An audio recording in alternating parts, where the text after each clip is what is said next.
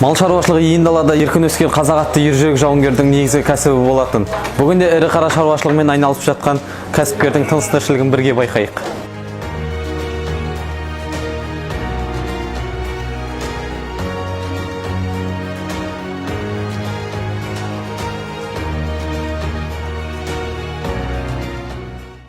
Қызылорда қаласына қарасты Досан елді мекенінің тұрғыны Нұрлан Ақатов 10 жылдан аса мал шаруашылығымен айналысып келеді.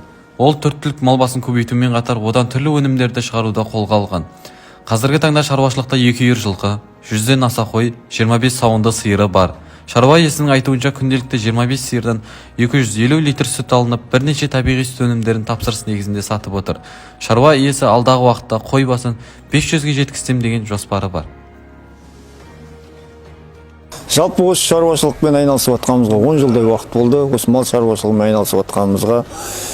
Енді бастапқы кезде өзіміздің қаражатымыз салып бастағанбыз ғой. Кейіннен ауыл шаруашылық несие алып, 6%-пен 12 миллион несие алып, ары қарай шаруашылығымыз кеңейттік.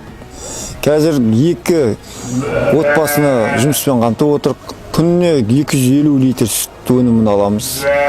Сүттей, құрттай, қатықтай ішкі нарыққа өткізіп отырық қой. Аппараттар сатып алдық, ол кредитке алғанына. Малымызды, сиырларымызды көбейттік. Аппараттар сатып алдық. Алматыдан аппараттар алдық, сүт сауатын аппараттарды. Алдағы мақсатымыз енді бағана көрдіңіздер ғой, 100 қойымыз бар. 25 сиырымыз бар сауында. Енді сол 100 қойды 500-ге жеткізсек па деген ойдамыз. Алла бұйыртса. Өнім де көбейеді. Өнім де көбейеді.